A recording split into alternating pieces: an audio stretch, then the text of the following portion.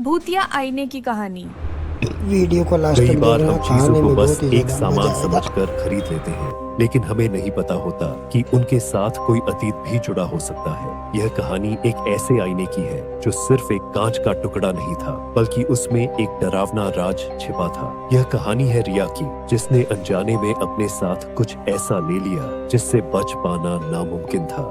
रिया एक 22 साल की लड़की थी जो पुरानी चीजें इकट्ठा करने की शौकीन थी। उसे एंटीक आइटम्स बहुत पसंद थे। एक दिन वह अपने शहर के एक पुराने बाजार में घूम रही थी। तभी उसकी नजर एक एंटीक शॉप पर पड़ी। दुकान में बहुत सारी पुरानी चीजें रखी थी, पुराने घड़ियां, पेंटिंग्स और अजीब अजीब सी मूर्तियां। लेकिन उसकी नजर एक पुराने आईने पर पड़ी। आईना देखने में बेहद सुंदर था, लेकिन उसके फ्रेम पर अजीब से निशान बने थे। ऐसा लग रहा था जैसे किसी ने उसे नाखूनों से खुरचा हो। रिया को यह आईना बहुत पसंद आया, इसलिए उसने दुकान के मालिक से उसकी कीमत पूछी। दुकान का मालिक एक बुजुर्ग आदमी था। उसने रिया को ध्यान से देखा और कहा, ये आईना मत खरीदो बेटा, ये बहुत पुराना है और इसके साथ अजीब घटनाएं जुड़ी हैं। रिया हंस पड़ी और बोली, अंकल मुझे डराने की जरूरत नहीं है, मुझे पुरानी चीजें पसंद हैं और ये आईना मेरी कलेक्शन के लिए परफेक्ट रहेगा। बुजुर्ग आदमी ने एक गहरी सांस ली और कहा, अगर तुम्हें लेना ही है तो लो, लेकिन इसे ज्यादा देर मत देखना। रिया ने उसकी बात को मजाक समझा और खुशी खुशी आईना खरीद लिया। उसने उसे अपने कमरे में रख दिया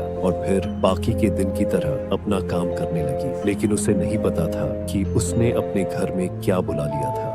पहली रात सब कुछ सामान्य था, लेकिन अगली रात जब रिया सोने के लिए बिस्तर पर गई तो उसे हल्की हल्की आवाजें सुनाई देने लगी। ऐसा लग रहा था जैसे कोई धीमी आवाज में कुछ फुसफुसा रहा हो। उसने सोचा कि यह शायद उसका भ्रम होगा, इसलिए उसने ध्यान नहीं दिया। लेकिन जब उसने करवट ली और आईने की ओर देखा तो उसका दिल जोर जोर से धड़कने लगा। आईने में उसकी परछाई थी, लेकिन उसमें कुछ गड़बड़ थी। वह हिल नहीं रही थी। रिया ने घबराकर बत्ती जलाई और आईने में सब कुछ सामान्य हो गया। उसने सोचा कि यह उसकी थकान का असर होगा और वह फिर सो गई। लेकिन वह नहीं जानती थी कि यह सिर्फ शुरुआत थी। अगली रात फिर से कुछ अजीब हुआ। जब रिया अपने फोन पर कुछ देख रही थी तो उसकी नजर आईने पर पड़ी। उसे लगा जैसे उसमें किसी और की परछाई दिख रही हो। रिया धीरे धीरे उठी और आईने के पास गई। उसने ध्यान से देखा, लेकिन वहाँ कुछ नहीं था। लेकिन जैसे ही उसने पीछे मुड़ने की कोशिश की, उसने आईने में देखा कि उसकी परछाई अब भी उसकी तरफ देख रही थी, जबकि वह खुद पीछे मुड़ चुकी थी। उसके पूरे शरीर में ठंडी लहर दौड़ गई। उसने डरकर आईने से नजरें हटा ली और जल्दी से सोने की कोशिश की। लेकिन अब वह जान चुकी थी कि कुछ न कुछ तो गड़बड़ थी। रिया ने तय कर लिया था कि अगर कुछ और अजीब हुआ तो वह इस आईने को हटा देगी। लेकिन जब आधी रात को उसकी नींद खुली तो कमरे का माहौल अजीब लग रहा था। ठंडी हवा चल रही थी और उसे किसी के सांस लेने की आवाज आ रही थी। वह धीरे धीरे उठी और देखा कि आईने के अंदर एक लड़की खड़ी थी। वह बिल्कुल रिया की तरह दिख रही थी, लेकिन उसकी आंखें काली थीं और चेहरे पर एक अजीब सी मुस्कान थी।